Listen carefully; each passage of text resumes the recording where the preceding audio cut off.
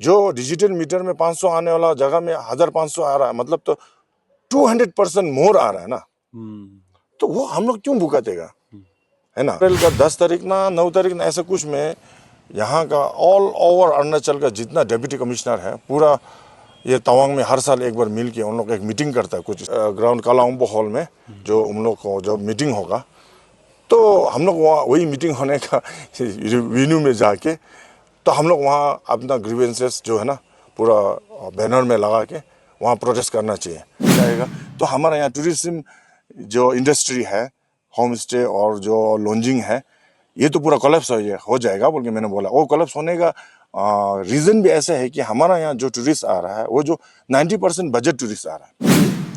अभी तवांग ऐसे हो गया है कि तवांग में एक गरीब होना, मिडिल फैमिली से होना एक गुनाह है जैसे ऐसे महसूस हुआ ना।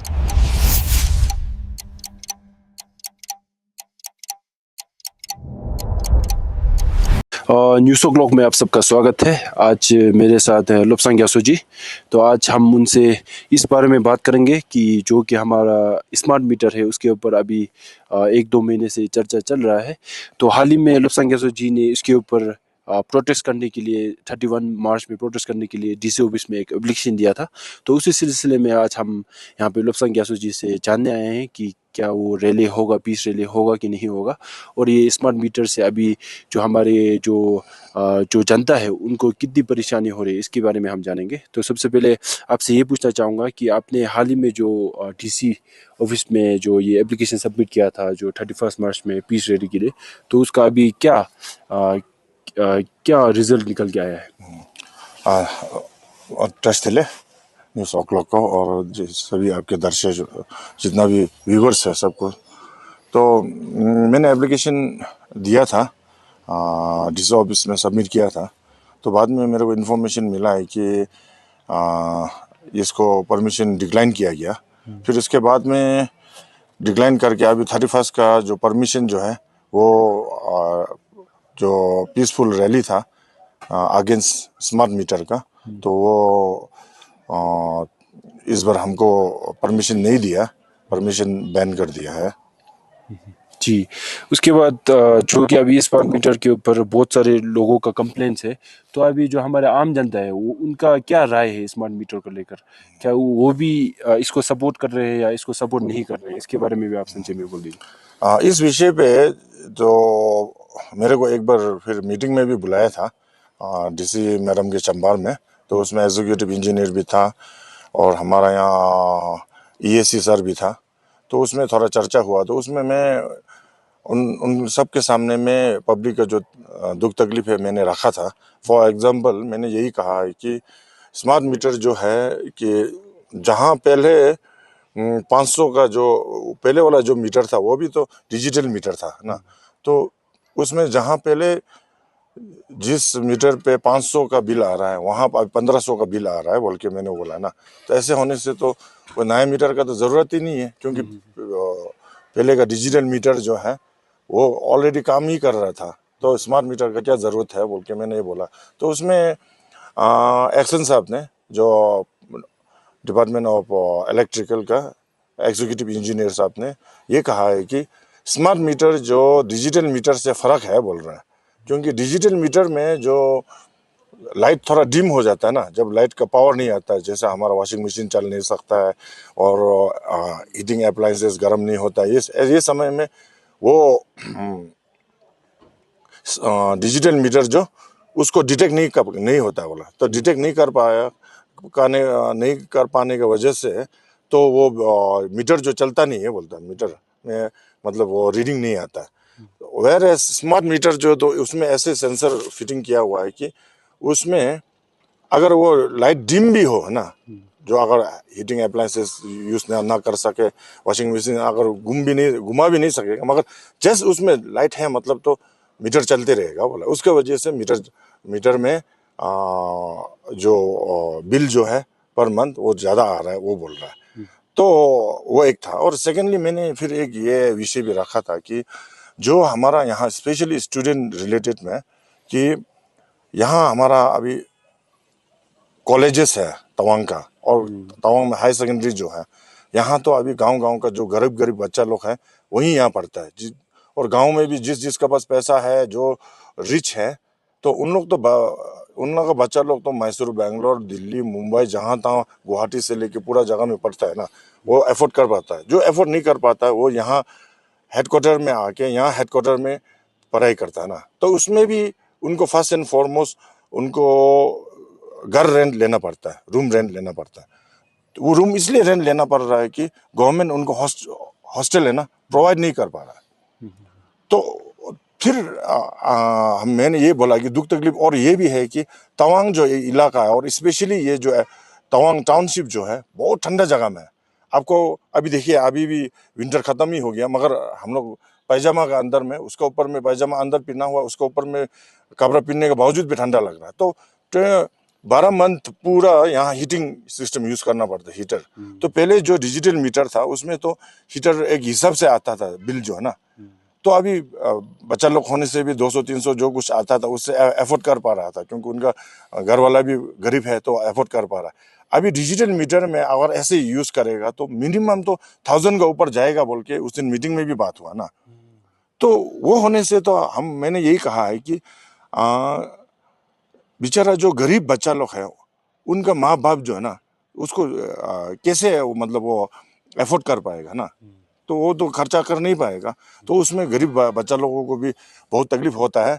तो उसके लिए नहीं तो कुछ कंसिडर है क्या, नहीं क्या, वो पूछा तो उसमें एक्शन साहब ने हमको जवाब दिया है कि तो इतना लंबा आवर तक तो वो हीटर चला के नहीं पड़ता होगा ना, अंदर में घुस के नहीं पड़ता होगा ना, बोल के एक बात बोला। वो हमको वो बात जो बहुत दिल में छुपा है, क्योंकि अभी तवांग ऐसे हो गया है कि तवांग में एक गरीब होना, मिडिल फैमिली से होना एक गुनाह है जैसे ऐसे महसूस हुआ ना। क्योंकि मैं खुद भी गरीब हूँ, आज के दिन ना मेरे पास में घर है ना जमीन है, तो हमको पता है कि कितना तकलीफ होता है ना गरीब का, वो है। और सेकेंडली मैंने फिर उसमें एहसन साहब ने जब ये बात बोला तो बहुत दुख लगा, बहुत दुख लगा।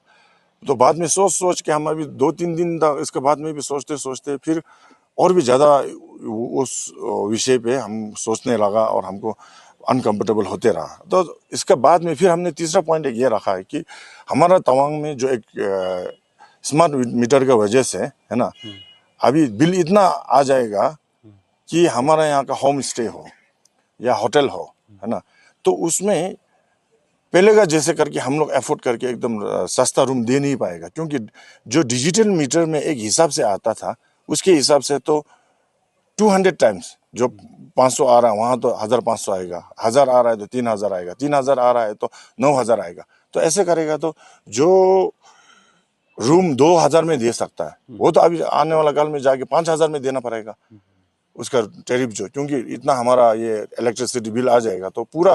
क्योंकि एक एक रूम में मिनिमम 4000 वाट, सिर्फ एक गीजर में 2 वाट और 2000 वाट और हीटर में 2000 वाट, सिर्फ उसको मिलके बेड वार्मर नहीं मिलाने से भी, दूसरा अप्लायंस नहीं मिलाने से 4000 वाट तो एक एक रूम का खाए यूज होगा। और जैसे टूरिस्ट आने के बाद में तो उनको यूज मत करो नहीं बोल सकता, इतना ठंडा जगह है तो पानी भी गर्म चाहिए, हवा भी तो गर्म चाहिए उसमें, है ना, ब्लूअर हो या हीटर हो, रूम तो गर्म करना पड़ेगा। तो उसके हिसाब से जब चाहेगा तो हमारे यहाँ टूरिज्म जो इंडस्ट्री है, होम स्टे और जो लॉन्जिंग है, ये तो पूरा कोलैप्स हो जाएगा बोल के मैंने बोला। वो कोलैप्स होने का रीज़न भी ऐसा है कि हमारा यहाँ जो टूरिस्ट आ रहा है वो जो 90% बजट टूरिस्ट आ रहा है और 10% जो है इलाइट टूरिस्ट यानी लग्जरी टूरिस्ट है ना। तो अभी बजट टूरिस्ट भी यहाँ आ नहीं पाएगा। तो यहाँ का बजट टूरिस्ट जो तवांग में इतना महंगा है बोल के वो अभी वेस्ट कामेंग हो या दूसरा जगह हो अरुणाचल का थोड़ा गर्मी जगह में, तो वहाँ चले जाएगा, वेस्ट कामेंग तक आएगा। वेस्ट कामेंग से सिर्फ एक उनको ये बर्फ देखना है, सेला जस्ट विजिट करेगा, वहीं से चले जाएगा, तो तवांग में तो आएगा ही नहीं। तो ऐसे होगा तो यहाँ का टूरिज्म इंडस्ट्री पूरा कोलैप्स होगा बोला। तो ऐसे बोला तो उसमें डीसी मैडम जी ने ये कहा है कि ऐसे होने से आप लोग एक इतना सस्ता टूरिज्म एंटरटेन मत करो ना। यहाँ अगर टूरिज्म आने से अच्छा वाला आना चाहिए, इतना सस्ता वाला आना नहीं चाहिए, लग्जरी लोग आना चाहिए, अच्छा वाला आना चाहिए, गुड क्वालिटी वाला, ऐसे बोल रहा है। तो उसमें भी हमको कंफर्टेबल नहीं लगा, क्योंकि यहाँ इलाइट टूरिज्म और लग्जरी टूरिज्म अगर यहाँ आना है तो सबसे पहले उनके पास में पैसा बहुत होता है मगर उनके पास में वक्त नहीं होता है। तो तवांग का नियरेस्ट एयरपोर्ट जो है गुवाहाटी है, गुवाहाटी से यहाँ तवांग डायरेक्ट आ नहीं पाता कोई भी टूरिस्ट हो। एक रात वेस्ट कामेंग में ठहरेगा, एक रात फिर सेकंड रात में तो यहीं पहुंचेगा। तो ये भी इसलिए उनको 2 रात रख रहा है क्योंकि हमारे यहाँ एयरपोर्ट नहीं है। तो एयरपोर्ट तो पिछले इतना साल से एयरपोर्ट बनाएगा बोल के मिब्रा का ऊपर में सर्वे किया, वहाँ नहीं हुआ है। मंगनमना ऐसा कुछ का ऊपर में किया, वहाँ भी नहीं हुआ है। और ये अनिगुम्बा का ऊपर में किया धोलेसे में, वहाँ भी नहीं हुआ है। और ये 4 किलो का वो आजू बाजू में किया, वहाँ भी नहीं हुआ। इंफ्रास्ट्रक्चर तो हम लोग फैसिलिटी तो दे नहीं पा रहा है, एयरपोर्ट नहीं है। तो जो मालदर और जो लग्जरी टूरिस्ट है उनके पास समय ही नहीं है कि यहाँ 2-2 दिन पूरा बिता के यहाँ आने के लिए। वेरएस लद्दाख में आपको देखो पूरा फॉरेनर हो लग्जरी टूरिस्ट पूरा वहाँ जाता है क्योंकि लेह में उनका पास में एयरपोर्ट है ना। तो उसके हिसाब से लेह और हमारा तवांग में कंपेयर नहीं कर सकता है, तो है ना। तो उसमें हम कैसे बोल सकते हैं। और उसमें हम वही सोच रहा था कि डीसी मैडम जी ने भी वही बोला है कि सस्ता वाला को एंटरटेन मत करो, मतलब सस्ता वाला नहीं आना चाहिए, थोड़ा मालदार वाला और अच्छा वाला आना चाहिए। मतलब वो तो फिर ऐसे हो गया ना कि जो जिसका पास पैसा है वो एंजॉय करो, जिसका पास पैसा नहीं है, जो बजट टूरिस्ट आता है 80% बजट टूरिस्ट आता है, उनको तो फिर ताव में आना ही गुनाह है जैसे। ये भी फिर हमको बहुत अनकंफर्टेबल फील हुआ है। मैंने वो समय में इतना कुछ नहीं बोला क्योंकि ऑफिस के अंदर ज़्यादा कुछ बोल के भी फायदा नहीं है अगर उनका सोचने का समझने का तरीका ही वही है, तो है ना। तो इसलिए मैंने सब कुछ बात बोला। तो फिर मैंने फिर एक प्रपोजल रखा कि मैंने बोला कि उन लोग बहुत कुछ एक्सप्लेनेशन दे रहा था, ऐसे ऐसे स्कीम आ रहा है और ये पावर में भी लैप्स हो रहा है, पावर में बहुत नुकसान हो रहा है। तो हम बोला कि ये सब ऐसे होने से सबसे पहले अब लगाने से पहले आम जनता को अच्छा से मीटिंग में लेके आके पूरा एक समझा के बुझा के अच्छा से करना चाहिए था। उस तो करता नहीं है। और आपका इलेक्ट्रिकल का जो काम करने वाला वो तो सीधा सीधा घर में आके एक परमिशन भी नहीं लेता। अगर कोई बुजुर्ग वाला घर में होने से भी उसको पूछता ही नहीं है, सीधा जाके मीटर खोल के हाथ लगा के दूसरा का प्रॉपर्टी वो हाथ लगा के, और उसमें उन लोग कुछ पूछने से तो डीसी का ऑर्डर है, अगर लगाने नहीं देगा तो तुम लोग को लाइट काटेगा बोल के धमकी दिया है, ऐसे ऐसे बोला ना। तो इसलिए तो उसमें बोल रहा था वो हम लोग को स्टाफ की तरफ से थोड़ा रवैया जो खराब है तो हम माफ मांगता हूँ। हम बोले माफ मांग के कोई फायदा नहीं है ना।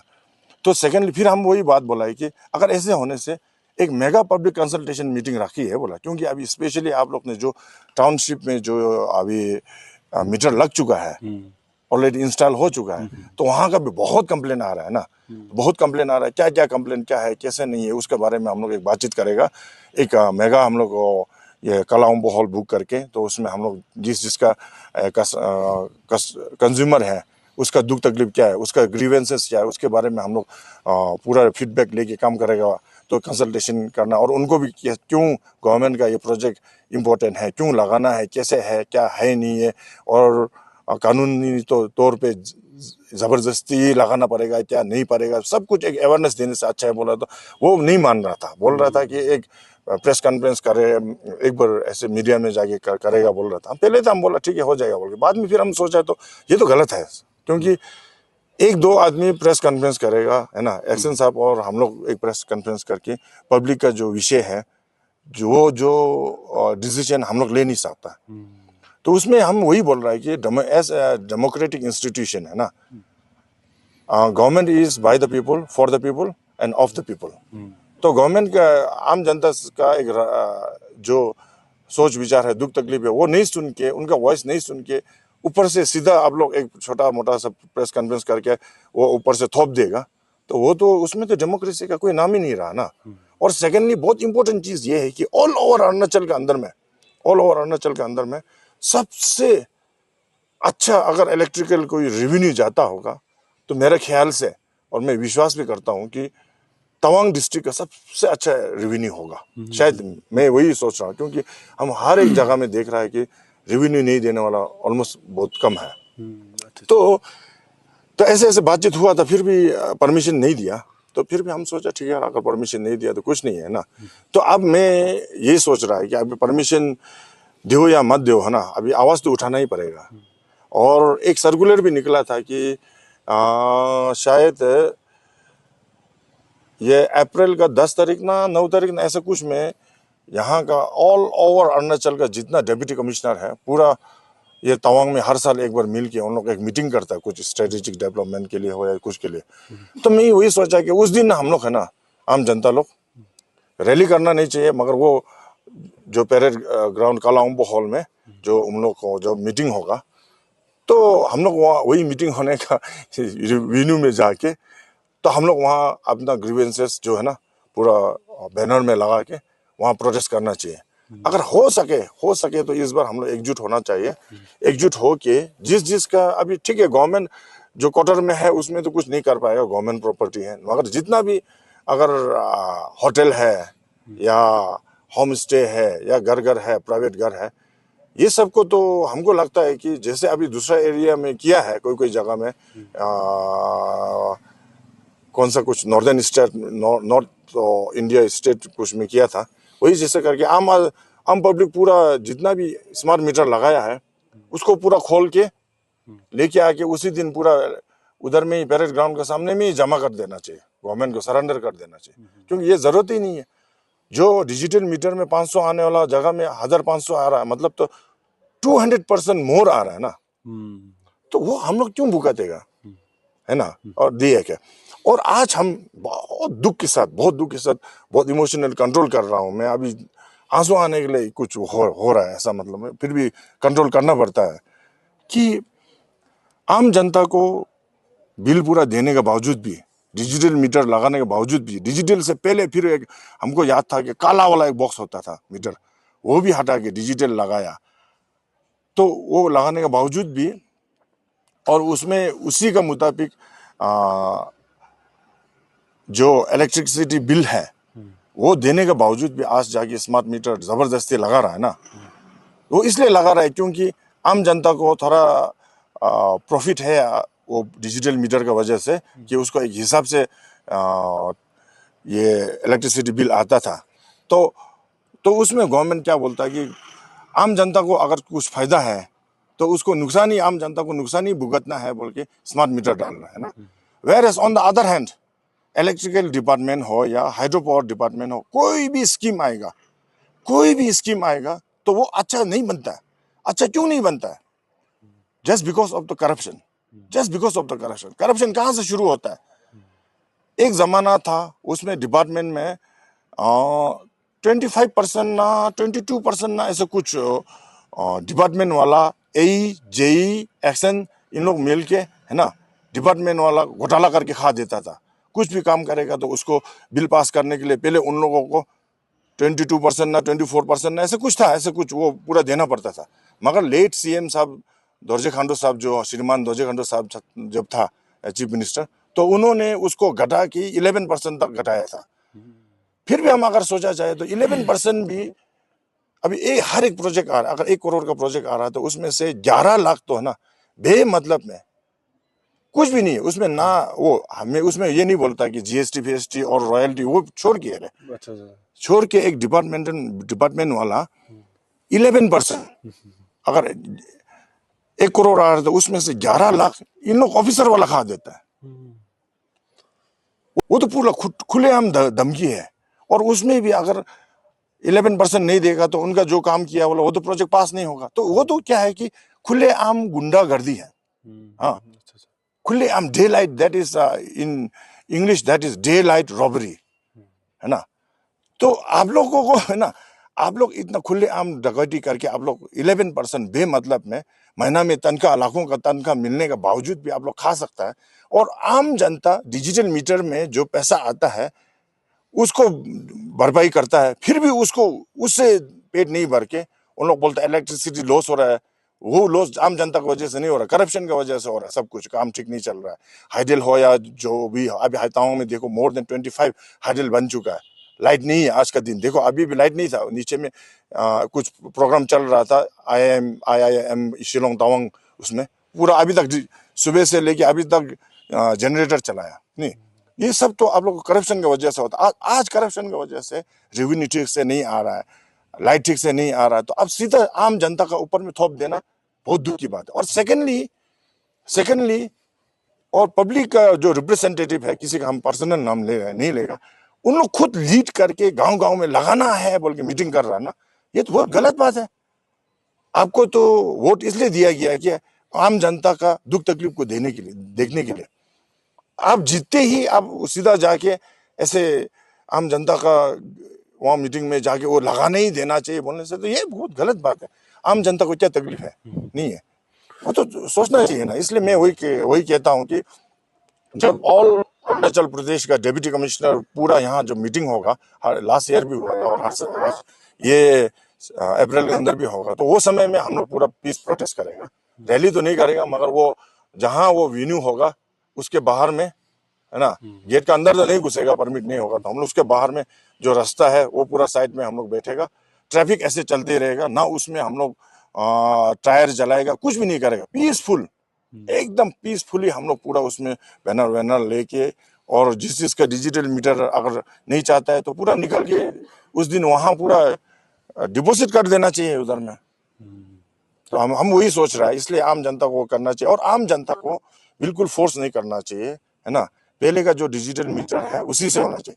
अगर बाई चांस अगर डिजिटल मीटर नहीं होगा, स्मार्ट मीटर ही लगाना है, इसमें अगर इलेक्ट्रिसिटी लॉस हो रहा है मतलब, तो अगर आप लोग ये जबरदस्ती करेगा बोलने से, तब तो फिर आप लोग ने बिहार में, है ना, बिहार में भी एनडीए गवर्नमेंट है, तो बिहार में भी हर एक घर में 125 यूनिट बिजली पर मंथ फ्री दिया है। वो जैसे तवांग में भी दो, क्योंकि हम लोग को अरुणाचल में भी दो, अरुणाचल में हमारा अपना हाइडल है ना, हर एक नदी पे हाइडल है, हर एक छोटा छोटा पानी पे नाला पे हाइडल है, तो वहां दो।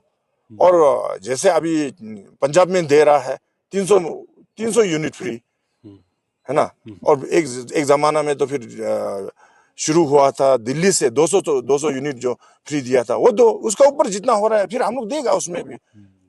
अगर ऐसे भी नहीं होगा, आपको सब्सिडी भी एक भी नहीं देगा, और उसमें जो डिजिटल मीटर भी काम जो होगा रीडिंग उसको भी नहीं मान के आप स्मार्ट मीटर देगा, मतलब तो ये तो गवर्नमेंट की तरफ से हमें लगता, मेरा दिल यही कहता है कि ये तो डे लाइट रॉबरी है और आम जनता से लूटपाट है, ऐसे सोच रहा है। अच्छा, जी जी। तो एक अहम बात यह है कि आपने जो क्या कहें वो एक्शन एक्शन और इनको आपने एलिगेशंस लगाया, तो आप क्या ये कुछ कॉन्क्रीट एविडेंस की बेसिस पे कह रहे हैं कि नहीं, ये तो हम लोग पूरा जानता ही है ना। 11% तो ये जो कॉन्ट्रैक्ट करता पूरा तो जानता ही है, खुले हम हर एक आदमी जानता है, नहीं क्या, ये तो अंडर द टेबल लिया जाता है, नहीं क्या। हर एक जगह में अगर उनको कोर्ट में लेके जाओ या जो कुछ भी लेके जाओ, हमको कोई एतराज नहीं, आप हमको अंदर डालना से भी डालो, है ना। इस विषय पे अगर आप हमको अगर जेल में बेचना है से भी भेजो, है ना। मगर मैं भगवान उस दिन में ये चैलेंज देगा कि आप लोग भगवान का कसम खाओ, है ना, अपना बच्चा का कसम खा के भगवान के दरबार पे आप लोग ने 11%, है ना, 11% आप लोग ने कमीशन नहीं ले रहा है, इलीगल कमीशन नहीं ले रहा बोल के अगर तुम लोग को कसम खाएगा, तो मैं उस दिन जाके आपको पब्लिकली माफी मांगूंगा। अच्छा, अगर ऐसा नहीं है तो आप देखो, मैं तो हम लोग पूरा जानता है, आप भी जानता है, हम लोग पूरा जानता है आज के दिन, है ना। तो वही है, इसलिए मैं वही कह रहा हूँ कि आप लोग किया तो, है ना, कोई दूसरा करे तो बलात्कार, आप करे तो चमत्कार, ये वाला बात हो गया ना। जी जी। तो अभी आखिर में मैं यही, क्योंकि ये क्लियर नहीं हुआ है, क्योंकि अभी भी 4-5 दिन बाकी है 31 मार्च के लिए, तो क्या अभी ये प्रोटेस्ट होगा? कि आपको क्या लगता है परमिशन मिलेगा कि नहीं मिलेगा? नहीं, हमको जो लग रहा है, मैंने देखा एक फाइल कुछ देखा था मूवमेंट, फोटो तो खींचने नहीं मिला, मगर वो फाइल के ऊपर खुलेआम लिखा था कि परमिशन नहीं देगा, और डीसी मैडम खुद की तरफ से भी बोला परमिशन नहीं देगा। तो ठीक है, हम लोग परमिशन रैली नहीं करेगा, परमिशन नहीं चाहिए, मगर जिस दिन ऑल ओवर अरुणाचल का जितना भी डीसी का या मीटिंग यहाँ तवांग में होगा, तो उस दिन हम लोग पीस प्रोटेस्ट करूंगा, जरूर करूंगा ना। उसमें हम लोग अनब शनब भी बोलेगा, ऐसे भी नहीं है, खराब शब्द भी यूज नहीं करूंगा, और एकदम पीसफुली, अगर उसमें अगर आप लोग चाहता है कि हमको अंदर जेल में डालना है तो डालिए, मेरा तो और भी खर्चा नहीं होगा, हम दौड़ भाग करना खर्चा भी कम हो जाएगा, और मैं तो उसके अंदर मेडिटेशन में चले जाऊंगा, है ना, अपना उसमें बैठ जाऊंगा, कोई एतराज नहीं। आम जनता का बात है, वही है, अगर आप जेल में डालने से भी डालो, जो करने से भी करो, जो एक्शन लेना लीजिए, बस आम जनता को मत लूटिए, बस यही बात है। जी जी, बहुत बहुत धन्यवाद। Thank you.